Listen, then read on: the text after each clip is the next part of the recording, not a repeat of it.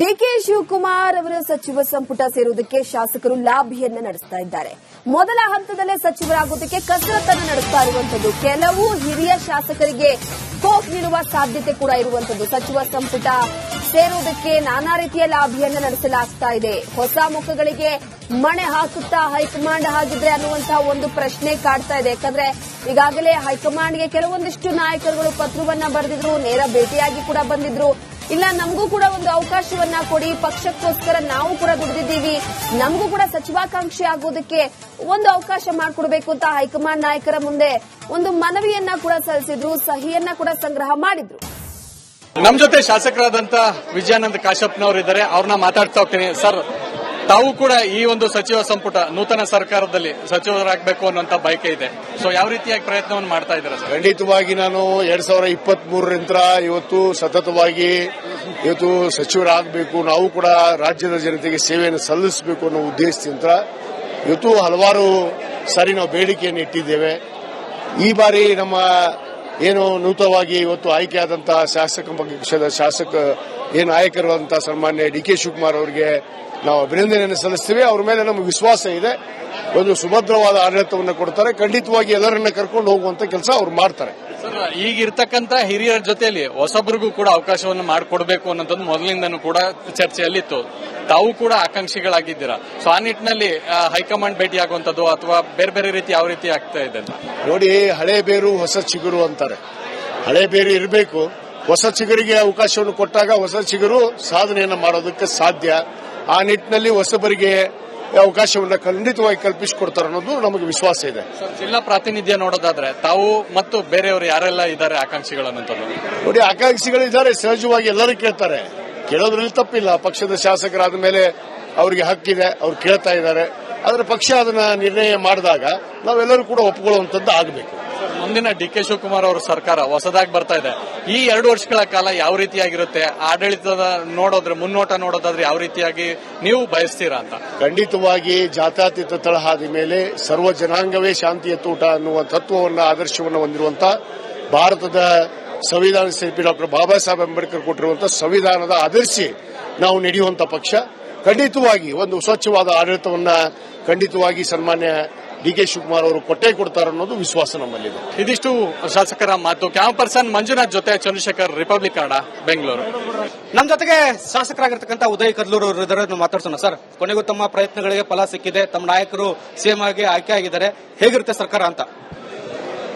ಇವತ್ತು ಅವರ 45 ವರ್ಷಗಳ ಸುದೀರ್ಘ ಪ್ರಾಮಾಣಿಕ ಸೇವೆ ಮತ್ತೆ ಅವರು ವಿವಿಧ ಇಲಾಖೆಗಳಲ್ಲಿ ಕೆಲಸ ಮಾಡಿ ಪಕ್ಷದ ಜವಾಬ್ದಾರಿ ಹೊತ್ಕೊಂಡು ಕೆಲಸ ಮಾಡಿ ಬಹಳಷ್ಟು ಅನುಭವವನ್ನ ಹೊಂದಿದ್ದಾರೆ. ಬಹಳಷ್ಟು ಹಿಂದೆಂದಿಗೂ ನಾವು ನೋಡದೇ ಇರುವಂತಹ ಉತ್ತಮ ಅಭಿವೃದ್ಧಿ ಕಾರ್ಯಗಳು ಈ ರಾಜ್ಯದಲ್ಲಿ ನಡೀತದೆ.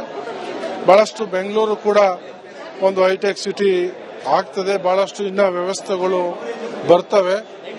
ರೈತರಿಗೂ ಕೂಡ ನಮ್ಮ ಭಾಗದಲ್ಲಿ ಈಗಾಗಲೇ ಒಂದಷ್ಟು ಕೆಲಸ ಕಾರ್ಯಗಳು ನಾಳೆ ಕಾಮಗಾರಿ ನಡೀತಿದ್ದಾವೆ. ಮುಂದಿನ ದಿನಗಳಲ್ಲಿ ಇನ್ನೂ ಹೆಚ್ಚು ಅಭಿವೃದ್ಧಿ ಕಾರ್ಯ ಆಗ್ತದೆ. ಮುಂದಿನ ಚುನಾವಣೆಯಲ್ಲಿ ಸುಮಾರು 150ಕ್ಕೂ ಹೆಚ್ಚು ಸೀಟನ್ನು ನಾವು ಕಾಂಗ್ರೆಸ್ ಪಕ್ಷ ಮತ್ತೆ ಗೆಲ್ತೀವಿ. ಡಿಕೆ ಶಿವಕುಮಾರ್ ಅವರಿಗೆ ಇರುವಂತಹ ಸವಾಲುಗಳೇನು, ಅವಕಾಶಗಳೇನು, ಸುಗಮವಾಗಿ ನಿಭಾಯಿಸ್ತಾರ ಅಂತ ಸರ್? 100% ಎಲ್ಲಾನು ಸುಸೂತ್ರವಾಗಿ ನಿಭಾಯಿಸ್ತಾರೆ. ಅವ್ರು ಯಾರನ್ನೂ ದ್ವೇಷಿಸಲ್ಲ, ಎಲ್ಲರನ್ನೂ ಸ್ನೇಹಿತರಾಗಿ ಜೊತೆಲಿ ಕರ್ಕೊಂಡು ಹೋಗುವಂತ ಗುಣ ಅವ್ರದ್ದು. ಗ್ಯಾರಂಟಿಗಳ ಬರ್ಡನ್ ಇರೋದ್ರಿಂದ ಡಿಕೆ ಶಿವಕುಮಾರ್ ಅವರ ಸಚಿವ ಸಂಪುಟ ಸೇರುವುದಕ್ಕೆ ಶಾಸಕರು ಲಾಬಿಯನ್ನ ನಡೆಸ್ತಾ ಇದ್ದಾರೆ. ಮೊದಲ ಹಂತದಲ್ಲೇ ಸಚಿವರಾಗುವುದಕ್ಕೆ ಕಸರತ್ತನ್ನು ನಡೆಸ್ತಾ ಇರುವಂತದ್ದು. ಕೆಲವು ಹಿರಿಯ ಶಾಸಕರಿಗೆ ಸ್ಕೋಪ್ ನೀಡುವ ಸಾಧ್ಯತೆ ಕೂಡ ಇರುವಂತದ್ದು. ಸಚಿವ ಸಂಪುಟ ಸೇರುವುದಕ್ಕೆ ನಾನಾ ರೀತಿಯ ಲಾಬಿಯನ್ನ ನಡೆಸಲಾಗ್ತಾ ಇದೆ. ಹೊಸ ಮುಖಗಳಿಗೆ ಮಣೆ ಹಾಕುತ್ತಾ ಹೈಕಮಾಂಡ್ ಆಗಿದ್ರೆ ಅನ್ನುವಂತಹ ಒಂದು ಪ್ರಶ್ನೆ ಕಾಡ್ತಾ ಇದೆ. ಯಾಕಂದ್ರೆ ಈಗಾಗಲೇ ಹೈಕಮಾಂಡ್ಗೆ ಕೆಲವೊಂದಿಷ್ಟು ನಾಯಕರುಗಳು ಪತ್ರವನ್ನ ಬರೆದಿದ್ರು, ನೇರ ಭೇಟಿಯಾಗಿ ಕೂಡ ಬಂದಿದ್ರು. ಇಲ್ಲ, ನಮಗೂ ಕೂಡ ಒಂದು ಅವಕಾಶವನ್ನ ಕೊಡಿ, ಪಕ್ಷಕ್ಕೋಸ್ಕರ ನಾವು ಕೂಡ ದುಡಿದಿದ್ದೀವಿ, ನಮಗೂ ಕೂಡ ಸಚಿವಾಕಾಂಕ್ಷಿ ಆಗೋದಕ್ಕೆ ಒಂದು ಅವಕಾಶ ಮಾಡಿಕೊಡ್ಬೇಕು ಅಂತ ಹೈಕಮಾಂಡ್ ನಾಯಕರ ಮುಂದೆ ಒಂದು ಮನವಿಯನ್ನ ಕೂಡ ಸಲ್ಲಿಸಿದ್ರು, ಸಹಿಯನ್ನ ಕೂಡ ಸಂಗ್ರಹ ಮಾಡಿದ್ರು. ನಮ್ ಜೊತೆ ಶಾಸಕರಾದಂತ ವಿಜಯಾನಂದ ಕಾಶಪ್ಪನವರು ಇದ್ದಾರೆ, ಅವ್ರನ್ನ ಮಾತಾಡ್ತಾ ಹೋಗ್ತೀನಿ. ಸರ್, ತಾವು ಕೂಡ ಈ ಒಂದು ಸಚಿವ ಸಂಪುಟ ನೂತನ ಸರ್ಕಾರದಲ್ಲಿ ಸಚಿವರಾಗಬೇಕು ಅನ್ನೋಂತ ಬಯಕೆ ಇದೆ. ಸೊ ಯಾವ ರೀತಿಯಾಗಿ ಪ್ರಯತ್ನವನ್ನು ಮಾಡ್ತಾ ಇದ್ದಾರೆ ಸರ್? ಖಂಡಿತವಾಗಿ ನಾನು 2023ರಿಂದ ಇವತ್ತು ಸತತವಾಗಿ ಇವತ್ತು ಸಚಿವರಾಗಬೇಕು, ನಾವು ಕೂಡ ರಾಜ್ಯದ ಜನತೆಗೆ ಸೇವೆಯನ್ನು ಸಲ್ಲಿಸಬೇಕು ಅನ್ನೋ ಉದ್ದೇಶದಿಂದ ಇವತ್ತು ಹಲವಾರು ಸಾರಿ ನಾವು ಬೇಡಿಕೆಯನ್ನು ಇಟ್ಟಿದ್ದೇವೆ. ಈ ಬಾರಿ ನಮ್ಮ ಏನು ನೂತನವಾಗಿ ಇವತ್ತು ಆಯ್ಕೆಯಾದಂತಹ ಶಾಸಕ ಪಕ್ಷದ ಏನು ನಾಯಕರಾದಂತಹ ಸನ್ಮಾನ್ಯ ಡಿ ಕೆ ಶಿವಕುಮಾರ್ ಅವರಿಗೆ ನಾವು ಅಭಿನಂದನೆಯನ್ನು ಸಲ್ಲಿಸ್ತೇವೆ. ಅವರ ಮೇಲೆ ನಮಗೆ ವಿಶ್ವಾಸ ಇದೆ. ಒಂದು ಸುಭದ್ರವಾದ ಆಡಳಿತವನ್ನು ಕೊಡ್ತಾರೆ. ಖಂಡಿತವಾಗಿ ಎಲ್ಲರನ್ನ ಕರ್ಕೊಂಡು ಹೋಗುವಂತ ಕೆಲಸ ಅವ್ರು ಮಾಡ್ತಾರೆ. ಸರ್, ಈಗಿರ್ತಕ್ಕಂಥ ಹಿರಿಯರ ಜೊತೆಯಲ್ಲಿ ಹೊಸಬರಿಗೂ ಕೂಡ ಅವಕಾಶವನ್ನು ಮಾಡಿಕೊಡ್ಬೇಕು ಅನ್ನೋದು ಮೊದಲಿಂದನೂ ಕೂಡ ಚರ್ಚೆಯಲ್ಲಿತ್ತು. ತಾವು ಕೂಡ ಆಕಾಂಕ್ಷಿಗಳಾಗಿದ್ದೀರಾ. ಸೊ ಆ ನಿಟ್ಟಿನಲ್ಲಿ ಹೈಕಮಾಂಡ್ ಭೇಟಿ ಆಗುವಂತದ್ದು ಅಥವಾ ಬೇರೆ ಬೇರೆ ರೀತಿ ಯಾವ ರೀತಿ ಆಗ್ತಾ ಇದೆ? ನೋಡಿ, ಹಳೆ ಬೇರು ಹೊಸ ಚಿಗುರು ಅಂತಾರೆ. ಹಳೆ ಬೇರು ಇರಬೇಕು. ಹೊಸ ಚಿಗುರಿಗೆ ಅವಕಾಶವನ್ನು ಕೊಟ್ಟಾಗ ಹೊಸ ಚಿಗುರು ಸಾಧನೆಯನ್ನು ಮಾಡೋದಕ್ಕೆ ಸಾಧ್ಯ. ಆ ನಿಟ್ಟಿನಲ್ಲಿ ಹೊಸಬರಿಗೆ ಅವಕಾಶವನ್ನು ಖಂಡಿತವಾಗಿ ಕಲ್ಪಿಸಿಕೊಡ್ತಾರೆ ಅನ್ನೋದು ನಮಗೆ ವಿಶ್ವಾಸ ಇದೆ. ಜಿಲ್ಲಾ ಪ್ರಾತಿನಿಧ್ಯ ನೋಡೋದಾದ್ರೆ ತಾವು ಮತ್ತು ಬೇರೆಯವರು ಯಾರೆಲ್ಲ ಇದ್ದಾರೆ ಆಕಾಂಕ್ಷಿಗಳನ್ನಂತದ್ದು? ನೋಡಿ, ಆಕಾಂಕ್ಷಿಗಳಿದ್ದಾರೆ. ಸಹಜವಾಗಿ ಎಲ್ಲರೂ ಕೇಳ್ತಾರೆ. ಕೇಳೋದ್ರಲ್ಲಿ ತಪ್ಪಿಲ್ಲ. ಪಕ್ಷದ ಶಾಸಕರಾದ ಮೇಲೆ ಅವರಿಗೆ ಹಕ್ಕಿದೆ. ಅವ್ರು ಕೇಳ್ತಾ ಇದ್ದಾರೆ. ಆದರೆ ಪಕ್ಷ ಅದನ್ನ ನಿರ್ಣಯ ಮಾಡಿದಾಗ ನಾವೆಲ್ಲರೂ ಕೂಡ ಒಪ್ಪಿಕೊಳ್ಳುವಂತದ್ದು ಆಗಬೇಕು. ಮುಂದಿನ ಡಿ ಕೆ ಶಿವಕುಮಾರ್ ಅವರ ಸರ್ಕಾರ ಹೊಸದಾಗಿ ಬರ್ತಾ ಇದೆ. ಈ 2 ವರ್ಷಗಳ ಕಾಲ ಯಾವ ರೀತಿಯಾಗಿರುತ್ತೆ? ಆಡಳಿತದ ಮುನ್ನೋಟ ನೋಡೋದಾದ್ರೆ ಯಾವ ರೀತಿಯಾಗಿ ನೀವು ಬಯಸ್ತೀರಾ ಅಂತ? ಖಂಡಿತವಾಗಿ ಜಾತ್ಯತೀತ ತಳಹಾದಿ ಮೇಲೆ ಸರ್ವ ಜನಾಂಗವೇ ಶಾಂತಿಯ ತೋಟ ಅನ್ನುವ ತತ್ವವನ್ನು ಆದರ್ಶವನ್ನು ಹೊಂದಿರುವಂತಹ ಭಾರತದ ಸಂವಿಧಾನ ಶಿಲ್ಪಿ ಡಾಕ್ಟರ್ ಬಾಬಾ ಸಾಹೇಬ್ ಅಂಬೇಡ್ಕರ್ ಕೊಟ್ಟಿರುವಂತಹ ಸಂವಿಧಾನದ ಆದರ್ಶಿ ನಾವು ನಡೆಯುವಂತ ಪಕ್ಷ. ಖಂಡಿತವಾಗಿ ಒಂದು ಸ್ವಚ್ಛವಾದ ಆಡಳಿತವನ್ನ ಖಂಡಿತವಾಗಿ ಸನ್ಮಾನ್ಯ ಡಿ ಕೆ ಶಿವಕುಮಾರ್ ಅವರು ಕೊಟ್ಟೇ ಕೊಡ್ತಾರೆ ಅನ್ನೋದು ವಿಶ್ವಾಸ ನಮ್ಮಲ್ಲಿದೆ. ಇದಿಷ್ಟು ಶಾಸಕರ ಮಾತು. ಕ್ಯಾಮ್ ಪರ್ಸನ್ ಮಂಜುನಾಥ್ ಜೊತೆ ಚಂದ್ರಶೇಖರ್, ರಿಪಬ್ಲಿಕ್ ಕನ್ನಡ, ಬೆಂಗಳೂರು. ನಮ್ಮ ಜೊತೆಗೆ ಶಾಸಕರಾಗಿರ್ತಕ್ಕಂಥ ಉದಯ್ ಕದ್ಲೂರು ಅವರು ಮಾತಾಡ್ಸೋಣ. ಸರ್, ಕೊನೆಗೂ ತಮ್ಮ ಪ್ರಯತ್ನಗಳಿಗೆ ಫಲ ಸಿಕ್ಕಿದೆ. ತಮ್ಮ ನಾಯಕರು ಸಿಎಂ ಆಗಿ ಆಯ್ಕೆ ಆಗಿದ್ದಾರೆ. ಹೇಗಿರುತ್ತೆ ಸರ್ಕಾರ ಅಂತ? ಇವತ್ತು ಅವರ 45 ವರ್ಷಗಳ ಸುದೀರ್ಘ ಪ್ರಾಮಾಣಿಕ ಸೇವೆ ಮತ್ತೆ ಅವರು ವಿವಿಧ ಇಲಾಖೆಗಳಲ್ಲಿ ಕೆಲಸ ಮಾಡಿ ಪಕ್ಷದ ಜವಾಬ್ದಾರಿ ಹೊತ್ಕೊಂಡು ಕೆಲಸ ಮಾಡಿ ಬಹಳಷ್ಟು ಅನುಭವವನ್ನ ಹೊಂದಿದ್ದಾರೆ. ಬಹಳಷ್ಟು ಹಿಂದೆಂದಿಗೂ ನಾವು ನೋಡದೇ ಇರುವಂತಹ ಉತ್ತಮ ಅಭಿವೃದ್ಧಿ ಕಾರ್ಯಗಳು ಈ ರಾಜ್ಯದಲ್ಲಿ ನಡೀತದೆ. ಬಹಳಷ್ಟು ಬೆಂಗಳೂರು ಕೂಡ ಒಂದು ಹೈಟೆಕ್ ಸಿಟಿ ಆಗ್ತದೆ. ಬಹಳಷ್ಟು ಇನ್ನ ವ್ಯವಸ್ಥೆಗಳು ಬರ್ತವೆ. ರೈತರಿಗೂ ಕೂಡ ನಮ್ಮ ಭಾಗದಲ್ಲಿ ಈಗಾಗಲೇ ಒಂದಷ್ಟು ಕೆಲಸ ಕಾರ್ಯಗಳು ನಾಳೆ ಕಾಮಗಾರಿ ನಡೀತಿದ್ದಾವೆ. ಮುಂದಿನ ದಿನಗಳಲ್ಲಿ ಇನ್ನೂ ಹೆಚ್ಚು ಅಭಿವೃದ್ಧಿ ಕಾರ್ಯ ಆಗ್ತದೆ. ಮುಂದಿನ ಚುನಾವಣೆಯಲ್ಲಿ ಸುಮಾರು 150ಕ್ಕೂ ಹೆಚ್ಚು ಸೀಟನ್ನು ನಾವು ಕಾಂಗ್ರೆಸ್ ಪಕ್ಷ ಮತ್ತೆ ಗೆಲ್ತೀವಿ. ಡಿ ಕೆ ಶಿವಕುಮಾರ್ ಅವರಿಗೆ ಇರುವಂತಹ ಸವಾಲುಗಳೇನು, ಅವಕಾಶಗಳೇನು, ಸುಗಮವಾಗಿ ನಿಭಾಯಿಸ್ತಾರ ಅಂತ ಸರ್? 100% ಎಲ್ಲಾನು ಸುಸೂತ್ರವಾಗಿ ನಿಭಾಯಿಸ್ತಾರೆ. ಅವ್ರು ಯಾರನ್ನೂ ದ್ವೇಷಿಸಲ್ಲ. ಎಲ್ಲರನ್ನೂ ಸ್ನೇಹಿತರಾಗಿ ಜೊತೆಲಿ ಕರ್ಕೊಂಡು ಹೋಗುವಂತ ಗುಣ ಅವರದು. ಗ್ಯಾರಂಟಿಗಳ ಬರ್ಡನ್ ಇರೋದ್ರಿಂದ ಡಿಕೆ ಶಿವಕುಮಾರ್ ಅವರ ಸಚಿವ ಸಂಪುಟ ಸೇರುವುದಕ್ಕೆ ಶಾಸಕರು ಲಾಬಿಯನ್ನ ನಡೆಸ್ತಾ ಇದ್ದಾರೆ.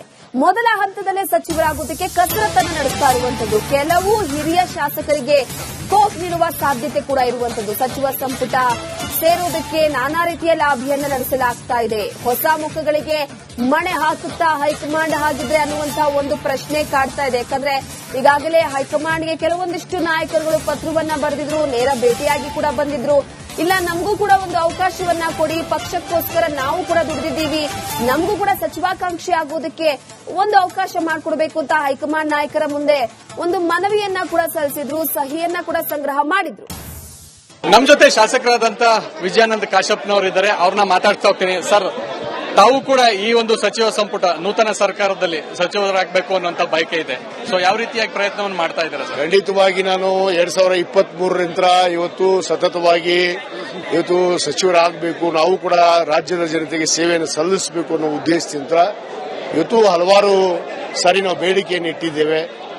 ಈ ಬಾರಿ ನಮ್ಮ ಏನು ನೂತನವಾಗಿ ಇವತ್ತು ಆಯ್ಕೆಯಾದಂತಹ ಶಾಸಕ ಪಕ್ಷದ ಏನು ನಾಯಕರಾದಂತಹ ಸನ್ಮಾನ್ಯ ಡಿ ಕೆ ಶಿವಕುಮಾರ್ ಅವರಿಗೆ ನಾವು ಅಭಿನಂದನೆಯನ್ನು ಸಲ್ಲಿಸ್ತೇವೆ. ಅವರ ಮೇಲೆ ನಮಗೆ ವಿಶ್ವಾಸ ಇದೆ. ಒಂದು ಸುಭದ್ರವಾದ ಆಡಳಿತವನ್ನು ಕೊಡ್ತಾರೆ. ಖಂಡಿತವಾಗಿ ಎಲ್ಲರನ್ನ ಕರ್ಕೊಂಡು ಹೋಗುವಂತ ಕೆಲಸ ಅವ್ರು ಮಾಡ್ತಾರೆ. ಸರ್, ಈಗಿರ್ತಕ್ಕಂಥ ಹಿರಿಯರ ಜೊತೆಯಲ್ಲಿ ಹೊಸಬರಿಗೂ ಕೂಡ ಅವಕಾಶವನ್ನು ಮಾಡಿಕೊಡ್ಬೇಕು ಅನ್ನೋದು ಮೊದಲಿಂದನೂ ಕೂಡ ಚರ್ಚೆಯಲ್ಲಿತ್ತು. ತಾವು ಕೂಡ ಆಕಾಂಕ್ಷಿಗಳಾಗಿದ್ದೀರಾ. ಸೊ ಆ ನಿಟ್ಟಿನಲ್ಲಿ ಹೈಕಮಾಂಡ್ ಭೇಟಿ ಆಗುವಂತದ್ದು ಅಥವಾ ಬೇರೆ ಬೇರೆ ರೀತಿ ಯಾವ ರೀತಿ ಆಗ್ತಾ ಇದೆ? ನೋಡಿ, ಹಳೆ ಬೇರು ಹೊಸ ಚಿಗುರು ಅಂತಾರೆ. ಹಳೆ ಬೇರು ಇರಬೇಕು. ಹೊಸ ಚಿಗುರಿಗೆ ಅವಕಾಶವನ್ನು ಕೊಟ್ಟಾಗ ಹೊಸ ಚಿಗುರು ಸಾಧನೆಯನ್ನು ಮಾಡೋದಕ್ಕೆ ಸಾಧ್ಯ. ಆ ನಿಟ್ಟಿನಲ್ಲಿ ಹೊಸಬರಿಗೆ ಅವಕಾಶವನ್ನು ಖಂಡಿತವಾಗಿ ಕಲ್ಪಿಸಿಕೊಡ್ತಾರೆ ಅನ್ನೋದು ನಮಗೆ ವಿಶ್ವಾಸ ಇದೆ. ಜಿಲ್ಲಾ ಪ್ರಾತಿನಿಧ್ಯ ನೋಡೋದಾದ್ರೆ ತಾವು ಮತ್ತು ಬೇರೆಯವರು ಯಾರೆಲ್ಲ ಇದ್ದಾರೆ ಆಕಾಂಕ್ಷಿಗಳನ್ನಂತದ್ದು? ನೋಡಿ, ಆಕಾಂಕ್ಷಿಗಳಿದ್ದಾರೆ. ಸಹಜವಾಗಿ ಎಲ್ಲರೂ ಕೇಳ್ತಾರೆ. ಕೇಳೋದ್ರಲ್ಲಿ ತಪ್ಪಿಲ್ಲ. ಪಕ್ಷದ ಶಾಸಕರಾದ ಮೇಲೆ ಅವರಿಗೆ ಹಕ್ಕಿದೆ. ಅವ್ರು ಕೇಳ್ತಾ ಇದ್ದಾರೆ. ಆದರೆ ಪಕ್ಷ ಅದನ್ನ ನಿರ್ಣಯ ಮಾಡಿದಾಗ ನಾವೆಲ್ಲರೂ ಕೂಡ ಒಪ್ಪಿಕೊಳ್ಳುವಂತದ್ದು ಆಗಬೇಕು. ಮುಂದಿನ ಡಿ.ಕೆ. ಶಿವಕುಮಾರ್ ಅವರ ಸರ್ಕಾರ ಹೊಸದಾಗಿ ಬರ್ತಾ ಇದೆ.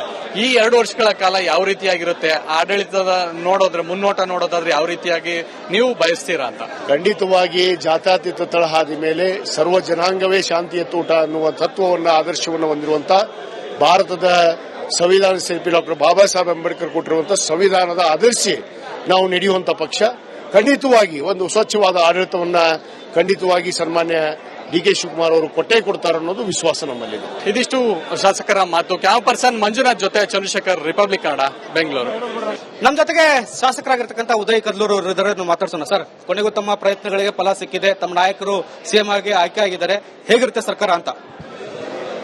ಇವತ್ತು ಅವರ 45 ವರ್ಷಗಳ ಸುದೀರ್ಘ ಪ್ರಾಮಾಣಿಕ ಸೇವೆ ಮತ್ತೆ ಅವರು ವಿವಿಧ ಇಲಾಖೆಗಳಲ್ಲಿ ಕೆಲಸ ಮಾಡಿ ಪಕ್ಷದ ಜವಾಬ್ದಾರಿ ಹೊತ್ಕೊಂಡು ಕೆಲಸ ಮಾಡಿ ಬಹಳಷ್ಟು ಅನುಭವವನ್ನ ಹೊಂದಿದ್ದಾರೆ. ಬಹಳಷ್ಟು ಹಿಂದೆಂದಿಗೂ ನಾವು ನೋಡದೇ ಇರುವಂತಹ ಉತ್ತಮ ಅಭಿವೃದ್ಧಿ ಕಾರ್ಯಗಳು ಈ ರಾಜ್ಯದಲ್ಲಿ ನಡೀತದೆ. ಬಹಳಷ್ಟು ಬೆಂಗಳೂರು ಕೂಡ ಒಂದು ಹೈಟೆಕ್ ಸಿಟಿ ಆಗ್ತದೆ. ಬಹಳಷ್ಟು ಇನ್ನ ವ್ಯವಸ್ಥೆಗಳು ಬರ್ತವೆ. ರೈತರಿಗೂ ಕೂಡ ನಮ್ಮ ಭಾಗದಲ್ಲಿ ಈಗಾಗಲೇ ಒಂದಷ್ಟು ಕೆಲಸ ಕಾರ್ಯಗಳು ನಾಳೆ ಕಾಮಗಾರಿ ನಡೀತಿದ್ದಾವೆ. ಮುಂದಿನ ದಿನಗಳಲ್ಲಿ ಇನ್ನೂ ಹೆಚ್ಚು ಅಭಿವೃದ್ಧಿ ಕಾರ್ಯ ಆಗ್ತದೆ. ಮುಂದಿನ ಚುನಾವಣೆಯಲ್ಲಿ ಸುಮಾರು 150ಕ್ಕೂ ಹೆಚ್ಚು ಸೀಟನ್ನು ನಾವು ಕಾಂಗ್ರೆಸ್ ಪಕ್ಷ ಮತ್ತೆ ಗೆಲ್ತೀವಿ. ಡಿ.ಕೆ. ಶಿವಕುಮಾರ್ ಅವರಿಗೆ ಇರುವಂತಹ ಸವಾಲುಗಳೇನು, ಅವಕಾಶಗಳೇನು, ಸುಗಮವಾಗಿ ನಿಭಾಯಿಸ್ತಾರ ಅಂತ ಸರ್? 100% ಎಲ್ಲಾನು ಸುಸೂತ್ರವಾಗಿ ನಿಭಾಯಿಸ್ತಾರೆ. ಅವ್ರು ಯಾರನ್ನೂ ದ್ವೇಷಿಸಲ್ಲ, ಎಲ್ಲರನ್ನೂ ಸ್ನೇಹಿತರಾಗಿ ಜೊತೆಲಿ ಕರ್ಕೊಂಡು ಹೋಗುವಂತ ಗುಣ ಅವರದು. ಗ್ಯಾರಂಟಿಗಳ ಬರ್ಡನ್ ಇರೋದ್ರಿಂದ